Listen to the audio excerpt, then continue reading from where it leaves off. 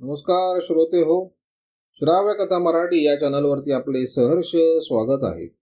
श्रोते हो, श्राव्य कथा मराठी या चॅनलवरती मी सध्या आपल्याला सुप्रसिद्ध रहस्य कथाकार श्री बाबूराव अर्नाळकर यांनी लिहिलेली एक थरारक धनंजय कथा सादर करत आहे. कथेचं नाव आहे सैतानाचे साम्राज्य. या कथेचा पुढील भाग 6वा. नंदकुमार नोकरी शोधत होता.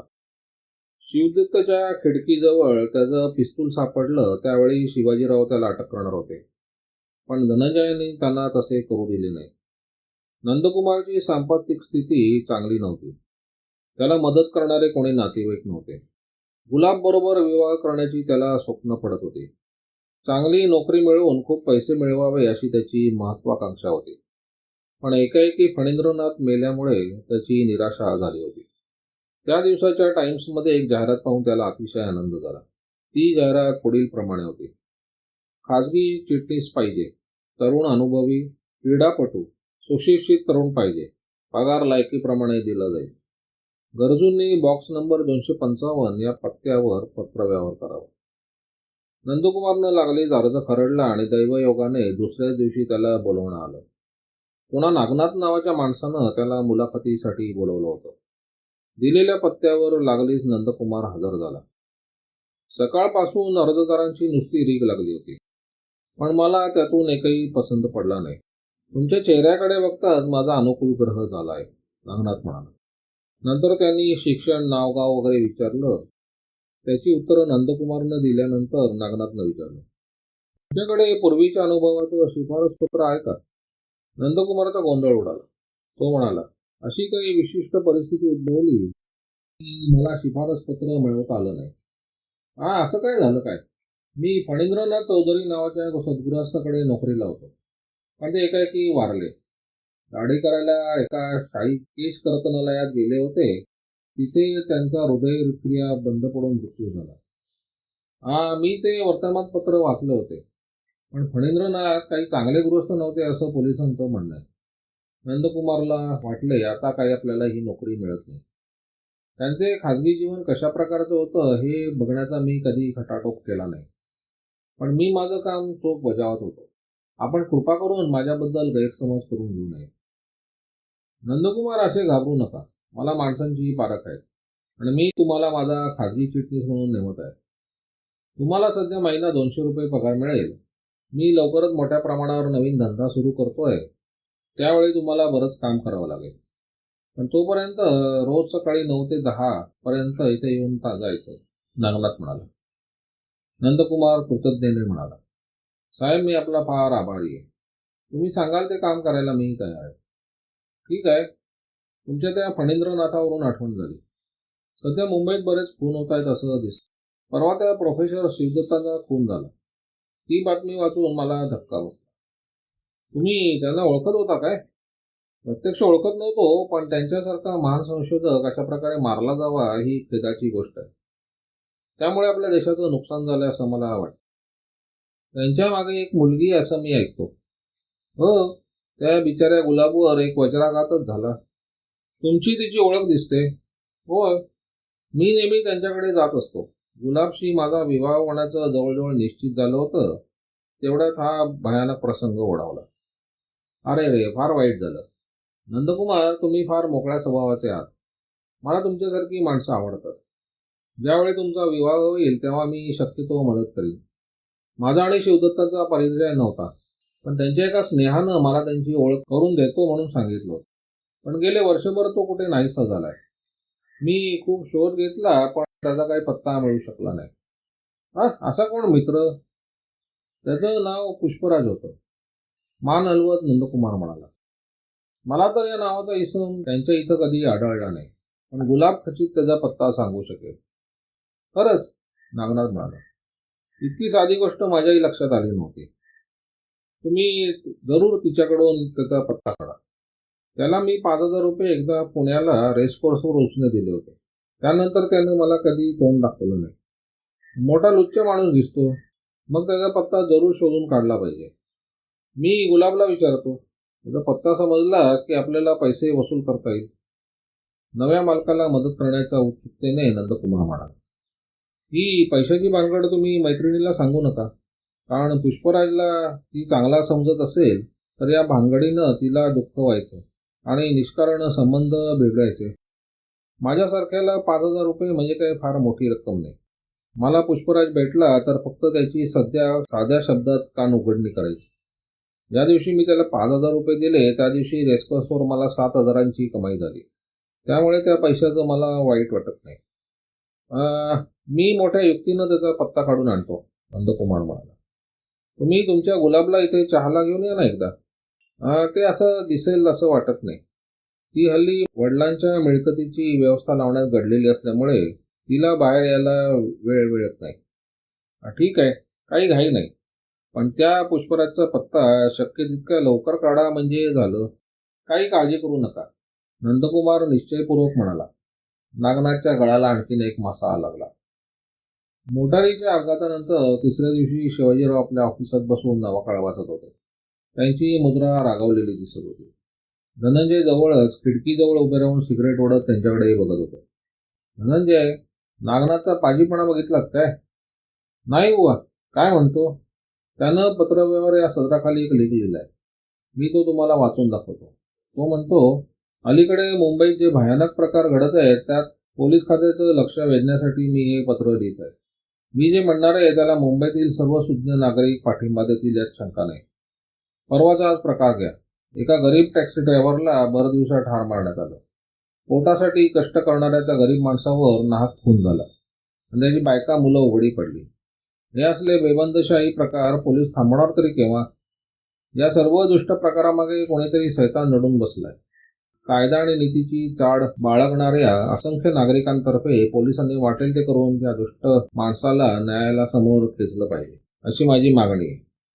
जिथल्या पोलीस बंदोबस्ताचं जगभर कौतुक केलं जातं त्या मुंबईत निरपराध लोकांना आपलं नित्याचे व्यवहार सुखासमाधानाने करता येऊ नये याचा अर्थ काय? या सैतानाला तर करावं तरी काय? शिवाजीरावांनी विचारलं. इतकंच त्यांनी लिहिलंय? धनंजयने विचारलं. नाही, थोडं शिल्लक आहे ऐका.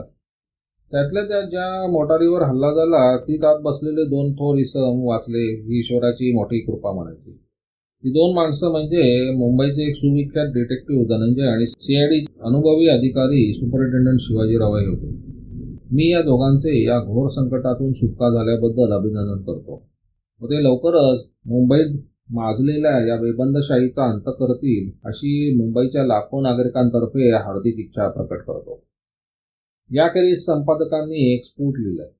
त्यात त्यांनी नागनाथसारख्या प्रतिष्ठित नागरिकांनी आपल्या भावना स्पष्ट शब्दात बोलून दाखवल्याबद्दल त्यांचं अभिनंदन करून पोलीस खात्याला चिमटे घेतले. खरंच सांगा धनंजय, चोराच्या उलट्या बॉम्बांचा इतका यशस्वी प्रयोग तुम्ही यापूर्वी कधी बघितलाय काय? नागनाथचे हे अपूर्व धाडस बघून मी सुद्धा थक्क झालोय शिवाजीराव. त्याला वाटेल ते करून पकडायला पाहिजे, पण त्याच्या विरुद्ध भक्कम पुरावा गोळा केल्याखेरीज त्याला पकडण्यात अर्थ काय? तो आपली आणखीन फजिती करेल, धनंजय म्हणाले. पंढरीच्या बाबतीत काय करायचं? सध्या काहीच हालचाल करता कामा नये, पण त्यामुळे आणखीन एक खून फसला असं नागनाथला वाटेल, शिवाजीराव म्हणाले. तशी त्याची समजूत होणं आपल्याला फायदेशीर आहे. फणींद्रनाथाप्रमाणे पंढरीला शाही केर कर्तनालयात मृत्यू आला. त्या प्रसिद्ध दुकानात काही दगा होईल अशी लोकांना कल्पना तरी कशी येणार? फणींद्रप्रमाणे पंढरीच्या गालावर ओरखडा असलेला मला आढळला. त्यामुळे दोघांना एकाच प्रकारे ठार करण्यात आलं याबद्दल माझ्या मनात शंका नाही. पण ज्यानं ते नीच कृत्य केलं तो कारागीर? छोटूला त्याच्या पाळतीवर ठेवलंय. त्याचं नाव श्रीरंग असं आहे. तो कराडचा रहिवासी आहे. त्यानं तिथे एका सज्जन शेचकराच्या सुंदर मुलीची प्रेम गमावलं होतं. पण एके दिवशी कृष्णा कोयनेच्या संगमावर त्या मुलीचं प्रेत सापडलं. तिच्या पाठीत कोणीतरी खंजीर खुपसला होता. श्रीरंग संशयी स्वभावाचा आहे असं दिसतं. त्यानंतर तो मुंबईस येऊन शाही केश कर्तनालयात नोकरीला राहिला.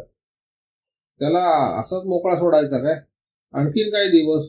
पंढरी तर नावाजलेला बदमाश होता, पण त्या गरीब शेतकऱ्याच्या मुलीच्या खुनाचा बदला घेतला पाहिजे. शिवाजीराव, श्रीरंग फासावर चढणार यात मुळीच शंका नाही.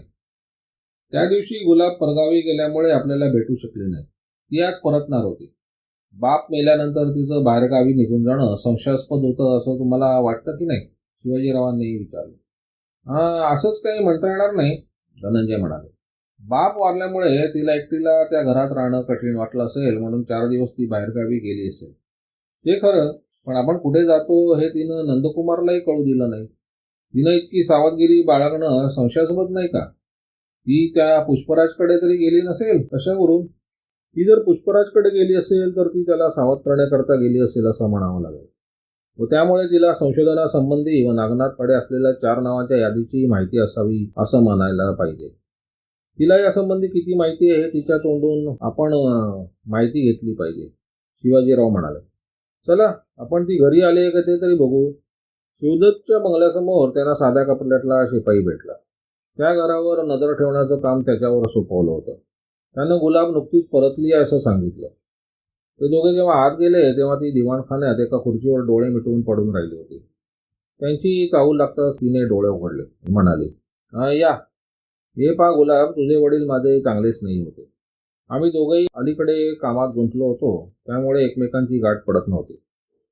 धनंजय आपुलकीच्या स्वरात म्हणाले, तुझ्या गुप्त गोष्टी कळून घेण्याच्या जिज्ञासेने मला तुला काही विचारायचं नाही, पण तुझ्या वडिलांचा कुणी शोधून काढण्याचा आणि त्याचे पुढील डाव उधळून टाकण्याच्या आमच्या प्रयत्नावर तू हातभार लावला पाहिजेस असं आम्हाला वाटतं. आणि पोलीस स्टेशनपेक्षा इथं तुझ्या घरात बसून तो आम्हाला विचारू त्या प्रश्नाची उत्तरं दिलेली बरी, शिवाजीराव म्हणाले. गुलाबचे डोळे पाण्याने भरून आले. ती म्हणाली, तुम्ही मला पोलीस स्टेशनवर नेणार आहात की काय? तू जर शहाणपणानं वागली नाही तर तसं करणं आम्हाला भाग पडेल, शिवाजीराव म्हणाले. वडील वारल्यावरती लगेच तू कुठे बाहेर गेली होतीस? मी बाहेरगावी गेले होते. गुलाब, तू सध्या शिवाजीरावांकडे लक्ष न देता माझ्या प्रश्नाची उत्तर देशील का? हो, जरूर देईन. मनमोहन देसाईंना ओळखतेस तू? हो, ते बाबांचे स्नेही होते. आणि चित्रकार धैर्यवान? त्यांना तर मी काकाच म्हणत असे. आता तिसरा राहिला पुष्पराज. त्याच्याबद्दल तू काय सांगू शकशील? आपली मान हलवत गुलाब म्हणाली, पुष्पराजबद्दल मी काही सांगू शकणार नाही. त्याची मला माहिती असावी असं तुम्हाला का वाटतं? मी सांगतो का ते, शिवाजीराव मध्येच मोठा आवाज काढत म्हणाले. या बाजूच्या खोलीत दर महिन्याला देसाई, धैर्यवान, पुष्पराज आणि शिवदत्त एकत्र जमत असत.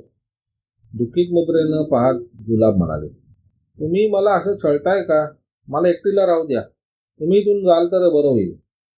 तुझा छळ करण्याचा प्रश्न नाही गुलाब, मायाळू शब्दात धनंजय म्हणाले. पण गेले 2 दिवस तू कुठे गेली होतीस? तू अशी गुप्तपणे अदृश्य का झालीस? गुलाबच्या मनावरचा ताबा सुटलेला दिसला. ती ओरडून म्हणाली, तुम्ही जा कसं इकडून. मी काही सांगणार नाही आता. मी कुठे गेले होते ते मी विसरले, मला नाही आठवत. तर मग गुलाबाई, मी आठवण करून देतो, शिवाजीराव हेटाळणीच्या स्वरात म्हणाले. तू पुष्पराजकडे गेली होतीस ना? धनंजयाने हळूच विचारलं. सांग गुलाब, तू पुष्पराजकडे गेली होतीस ना? गुलाबनं नुसती मान हलवली आणि आपले दोन्ही हातांनी तोंड झाकून घेतलं.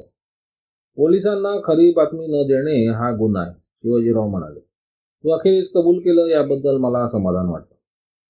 गुलाब, तुला मदत करण्याच्या इच्छेने आम्ही हे विचारत आहोत हे तुझ्या लक्षात येत नाही का? धनंजय म्हणाले. होय धनंजय, ते मला कळतं. पुष्पराजचं प्राण धोक्यात आहे हे मला समजतं. बाबांची जशी वाट लागली, देसाई आणि धैर्यवान काकांचा जसा खून झाला, तसला प्रसंग पुष्पराजवर येऊ नये म्हणून आम्ही गुप्तता राखण्याची शपथ घेतली आहे. पण त्यांचं संरक्षण करणं हे पोलिसांचं काम आहे, शिवाजीराव म्हणाले. पोलीस? ती तुच्छतेने म्हणाले. बाबांचा खून होऊन 5 दिवस झाले. पोलिसांनी काय केलं? त्यानंतर देसाईंचं कितीसं संरक्षण पोलीस करू शकले? आणि माझ्या धैर्यवान काकांचा खून झाला तेव्हा कुठे गेले होते तुमचे पोलीस? आणि तुम्ही आता पुष्पराजचं संरक्षण करणार? त्यापेक्षा ज्यानं खून केलं त्याचं नाव मला सांगा, मी ते पुष्पराजला कळवते. पुष्पराजला तेच नाव सांगून काय करणार? जे तुमच्याकडून होत नाही ते, गुलाब उठून म्हणाली. तो त्याचा काटा काढून त्यानं केलेल्या खुनांचा सूड उगवेल. तुझ्या त्या अनपेक्षित रुद्रावतारानं शिवाजीराव सरद झाले. धनंजयांनी प्रश्न केला. गुलाब, पुष्पराजनं कृत्रिम तागाच्या संशोधनात फार मेहनत घेतली होती खरं ना? शुद्धतचा त्यांच्यावर अतिशय विश्वास होता आणि ते आपला उजवा हात म्हणत, बरोबर ना? होय, गुलाब म्हणाले.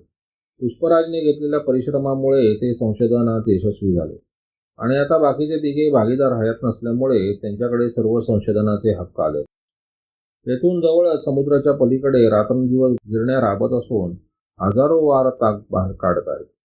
जेव्हा तो ताक बाजारात येईल तेव्हा सर्व जग आश्चर्यचकित होईल. आणि एकदा ते रहस्य सर्वांना माहीत झालं की जो माणूस त्या चौघांच्या मागे हात धुवून लागला होता त्याला बोटं मोडत बसावं लागलं. त्याचं त्यानंतर काहीही चालणार नाही. पुष्पराजला दंश करण्यासाठी कोणता विषारी नाग टपून बसलाय याची तुला कल्पना नसल्यामुळे तू हे बोलत आहेस, शिवाजीराव म्हणाले. त्याला जर तुला जिवंत ठेवायचं असेल तर पोलिसांना त्याचा ठाव ठिकाणा कळवणं हा एक मार्ग आहे. त्या मार्गावर पुष्पराजचा विश्वास नाही आणि माझाही नाही. मला आणखीन काही विचारण्यापासून काही निष्पन्न होणार नाही. वेळ आली की पुष्पराज आपण तुमच्या समोर हजर होईल. दृढनिश्चयी गुलाब पुढे त्या दोघांचा अगदी निरुपाया झाला.